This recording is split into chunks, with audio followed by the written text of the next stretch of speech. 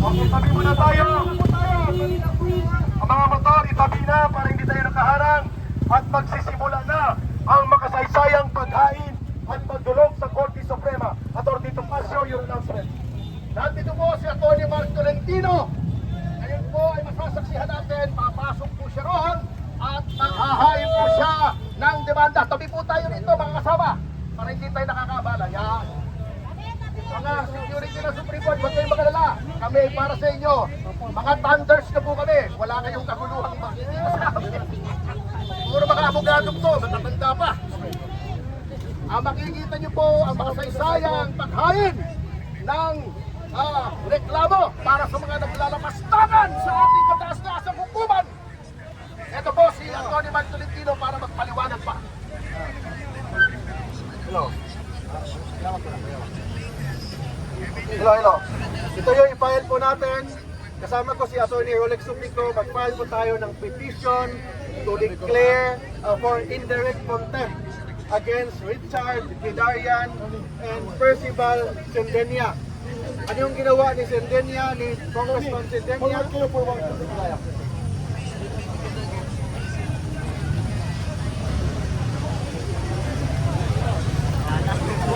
Check.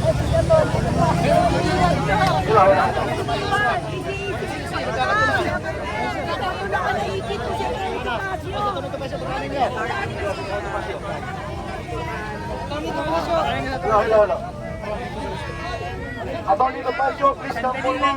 Congressman Timpulas, come forward. Yes, I can hear. Okay, sige. Sisimulan po ni Atty. Mark Tolentino. Basta mo na, pasar. Okay? I will give to Atty. Mark Tolentino. Wait. May camera dito sa likod. Magandang sa ating lahat. Sir, naka-green, sir. Ito, kasama ko din si Atty. Rolex Suplico at lahat po ng mga concerned lawyers. Mag-file po tayo ngayon ng petition for indirect contempt against Congressman Percival Sendenia. Second, Professor Richard Guidarian at yung best friend, I repeat, yung best friend si Atty. Topacio, si Secretary Larry Gadon. Larry Gadon! Larry Gadon!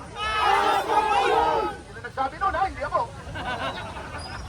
Ang grounds po natin, for example, cellphone lang po mga ba, cellphone. Sinabihan niya Supreme Court na Supreme Counselor ng mga corrupt ng mga opisyales. Second, itong si Richard Guidarian, nagpo sa Facebook at sa Twitter niya na lahat daw ng mga justices sa Supreme Court appointee ng mga Duterte, therefore independent ang Supreme Court. Bilang abogado at officer of the court, we have the obligation to defend the integrity and the independence of the highest court of the land. Yes! Bakit? Kasi kung wala ng credibility ang Supreme Court, wala ng matirang justisya sa Pilipinas.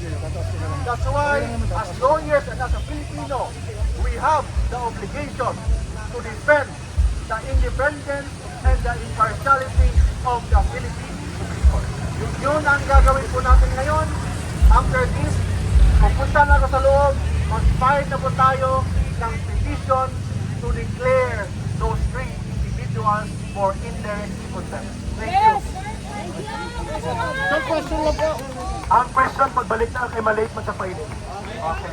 Filing mo na, filing. Larry Gadon! Tony Mark, yung kopya mo. Babalik ko para sa pizza briefing. Mga kababayan, sa araw nito, ang panawagan ng funding.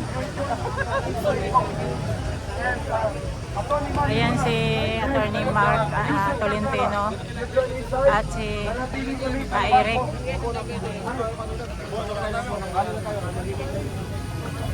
So mga kababayan, papasok na sila. Yes, Mga kababayan, si Kaeri po ito. Ng Sentro Pagkakita ng mga kababayan para sa bayan. Panahon na po na tapusin ang pananahimik ng silent majority. Ang mga nagari-arian ng mga minority bully, kagaya ng mga hilaw na komunista na akbayan, yung grupong pinanggalingan ko na mga pinupunduan ni Marcos at Romualdez, ang Communist Urban Operatives ng Makabayan Bloc, at ang mga alipores na mga magnanakaw na congressman ni Martin Romualdez. Lahat sila ay ayaw kilalanin ang hatol at pagdesisyon ng Korte Suprema. Marapat lamang po na magsalita ang taong bayan, sapagkat sa ating demokrasya, ang pag-iral at pangingibabaw ng batas ay higit pa po sa ambisyon ng mga swapang na politiko na gustong magari-arian sa ating bayan. Kaya ngayong araw na ito, ang panawagan ng sambayanang Pilipino, Korte Suprema! Ipaglaban! Korte Suprema! Ipaglaban! Rule of law! Ipaglaban! Malinaw po na ang boses ng sambayanang Pilipino ay hindi pwedeng i-hostage ng mga bully minority na ito. Na alam natin, ang kanilang layunin ay ambisyon politikal at hindi ang pananagutan sa gobyerno. Kung mayroong dapat managot, ay dapat sinabi ni Marcos na ang mananagot sa flood control, isama niya ang sarili niya at ang mga audience niyang buhaya na pumapalakpak ng mga magnanakaw ng flood control project. Si Ado Paglinawan, si Maestro Ado Paglinawan po ay magsasalita hinggil dito. Isa po ito sa bumuo ng pinakaunang grupo na Marcos alis dyan at mamamayan ayaw sa digmaan. Magandang umaga po sa inyong lahat.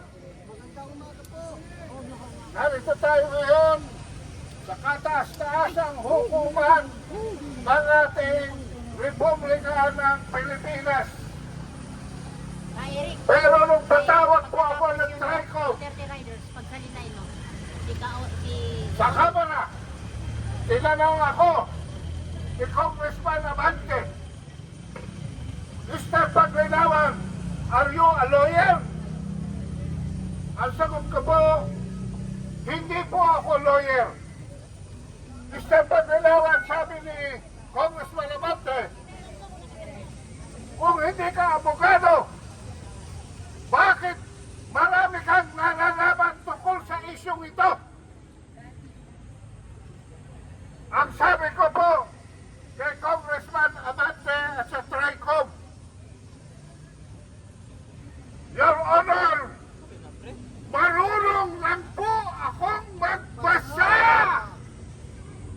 At yan, mga kabansa, ang huwag niyong kalilimutan na hindi dahil kayo ay abogado, wala na rin kayong karapatang pantao. Hindi dahil ikaw ay abogado, tama ang ginagawa mo. Hindi dahil ikaw ay abogado, marunong ka na sa lahat ng bagay. Eh bakit dito sa simple na issue, maraming abogado, mga dating mataas na hurado ng Supreme Court, ang mukhang mali ang pananaw ukol sa batas. Bakit po?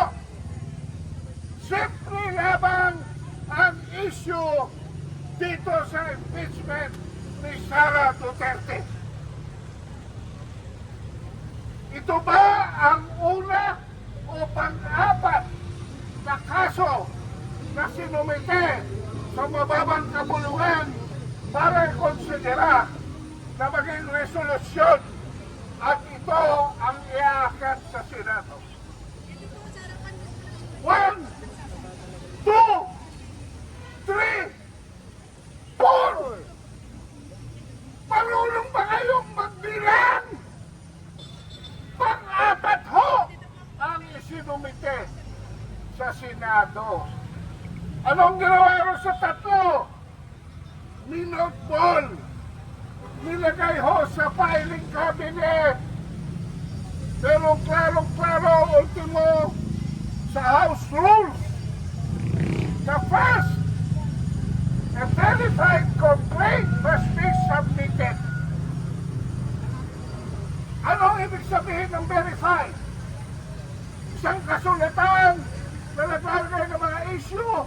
at mga argumento at ito sinumpahan sa harap ng isang notaryo.